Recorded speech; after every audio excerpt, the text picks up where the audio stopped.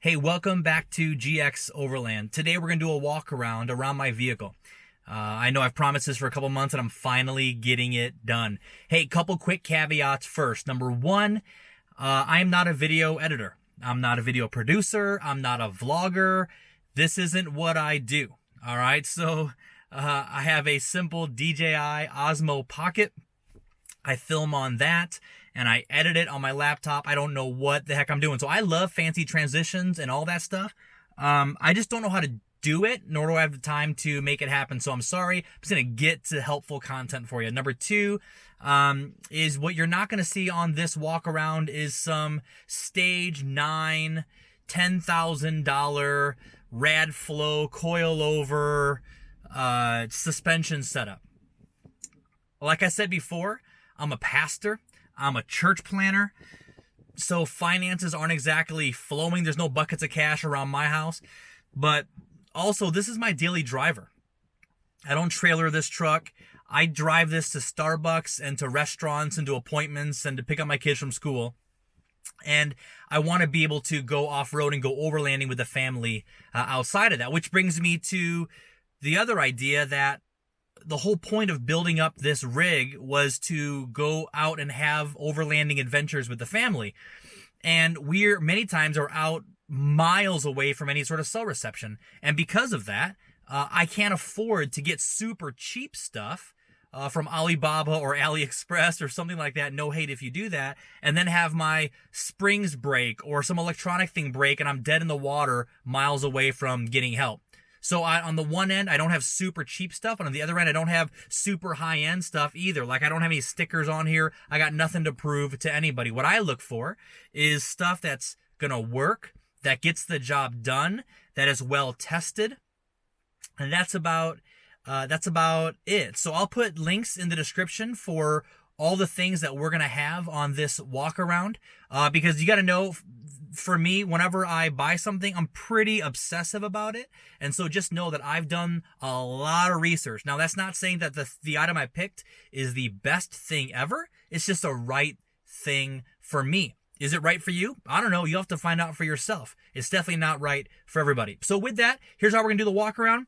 We're going to go front to back on the outside, and then we'll go front to back on the inside. And I'll stop a little bit to explain. If you want more information on any specific item, put it in the comments below and I'll do that in a future video to be more helpful. And also comment below if you think you would want me to do a live Q&A session. Look, I'll do it. I have no problems doing it. It takes me no time if I can answer your questions that way. But also, I don't want to do it if you're not interested and it's just going to be me hanging out, by myself on YouTube Live. So with that, let's go ahead and take a walk around. First of all, I'm over in Cleveland National Forest right now. Isn't this amazing? So cool. So anyways, there's my GX. Let's start from the front. Painted the grill because this was flaking off. These, my old headlights, I buffed them out plenty of times and they weren't working really well. And so I ended up buying new headlights from Depot. I think these were like $300 a piece. LED headlights to replace every single bulb in the whole car, including the fog lights down below. These side shooters are rigid knockoffs. So these, I believe, are CBI ditch light mounts. Got them off a guy in town who bought them and never used them. These are Cowell side shooters. These work awesome. Look for this brand on YouTube. You'll see tons of people reviewing them, and one in particular was amazing. That convinced me to get it. Up top, got a Baja Rack. This actually was the first Baja Rack they ever made for the GX. It was their prototype model, and I bought it off the guy that had the prototype vehicle. Up top is a Tepui knockoff hard shell tent. It fits 2 adults and 1 child. We have 2 adults and 1 mini golden doodle when we camp. Took the side steps off, so those are gone, but kept the trim on. Sorry for the mud, it's a little muddy today. Kept the trim on and this piece as well. Down here, did the GX460 brake conversion on the front because the 470s tend to lock up, which is not good, and so the 460 solved that problem. It's a simple swap, pretty easy. These are FN wheels. These FN wheels in particular are the TRD Pro knockoffs. What I like about these is that these are zero offset rims, so they'll pull it further away so you don't hit your UCA or LCA. Less rubbing that way. And then these are 33s. These tires are 255 8017s, Cooper ST Max. They're awesome. These are pizza cutters, meaning they're thinner than they are.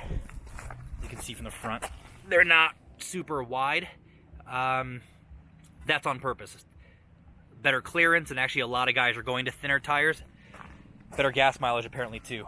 Underneath, we have Freedom Off-Road upper control arms, and then a Dobinson 2.5-inch lift kit from, bought it from Kyle Fogel from Treaty Off-Road, or Treaty Oak, something like that, off-road. I'll link to him. He's an awesome guy on the forums. Ton of great advice. Tint, nothing really special going on the sides. On the back, you have an RPM Fab bumper. Unfortunately, they went out of business. Bummer. I got the last bumper from them. They put this on themselves. Rear tire carrier, license plate relocation. These are knockoff Max Tracks. They work fine. I've used them to rescue people. No issues there. D-rings. Trying to think what else here. I think that's... Oh, no, wait. You know what? One other thing I think could be helpful is have the Tough Stuff Overland. They're located right here in SoCal. This is their, whatchamacallit? Why can't I think of it? Canopy. That's their canopy. It works out really great. I think that's everything on the outside. Let me know if there's anything that you want me to have more detail on. Let's go inside. Okay, going inside. Have these floor mats from Amazon, front and back. Wanted to get these because I felt like they were a good compromise between cheapos and the super expensive WeatherTechs and that kind of thing. I just couldn't justify the $200+ for the WeatherTechs. You've seen videos of this before. I think this is the Tesla style radial from Phoenix Automotive. Let's see, 10.4-inch PX6. I'll show you how it, with custom firmware. So you'll see when it boots up here, you can do it. That's the family camping in Anza Borrego, a Silverado Canyon. And then I'll go to like this Lexus boot animation. Pretty cool. It rained a bit last day or so, so a lot of the vehicles are out on the trail today playing.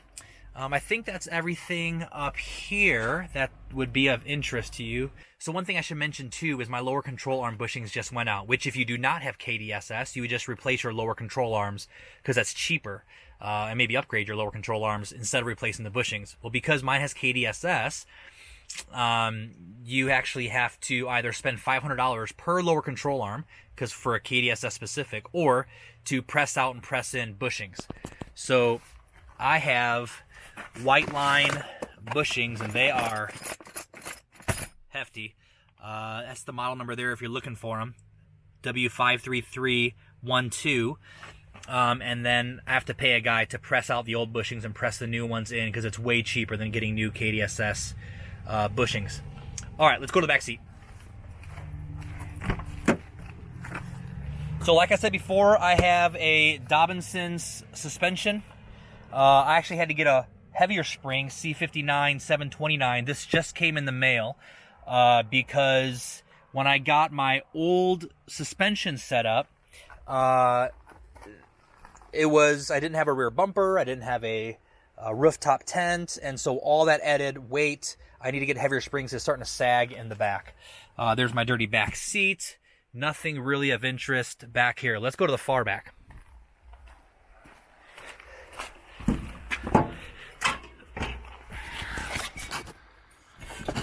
All right, bear with me.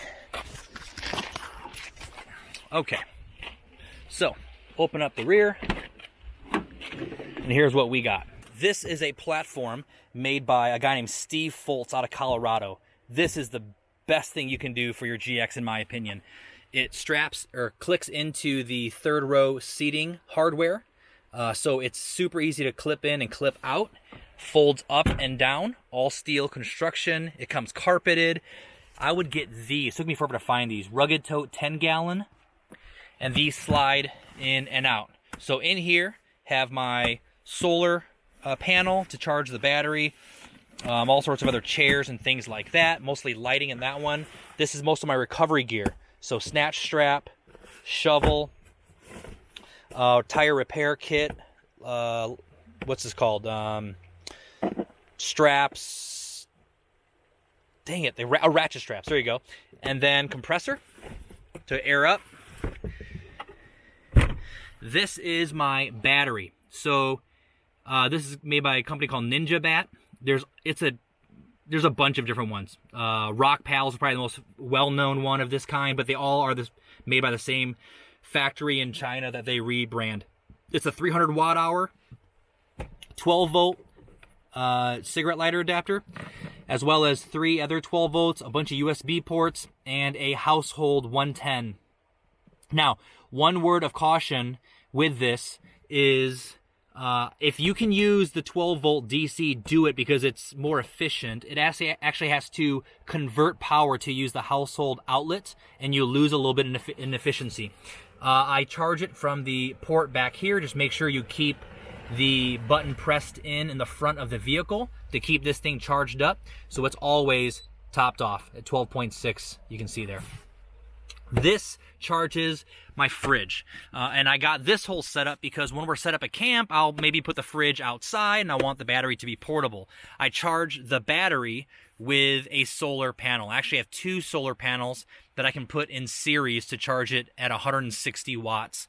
My fridge is an LP Cool 45 quart. It has wheels as well as a telescoping handle, if you can see it up top. So if we're at a picnic, you got a fridge. No more soggy bread, no more messing with ice. Bring the battery and the cooler and you are set. I think that is about, oh, you know what? Actually, one more thing.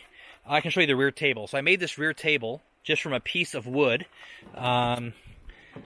Sanded it down and stuff. And this is what it looks like. So that's my cook surface. I put my Coleman dual burner on there. Got your paper towels down there, wet wipes, extra paracord, because you never know when you need that. And that is about it. So that's the walk around on my vehicle. Let me know if I can deep dive into anything else. Ask questions below. I'll answer them as best as I can. And if you'd like me to do a Q&A at some point in the future, let me know. All right? Have a great one.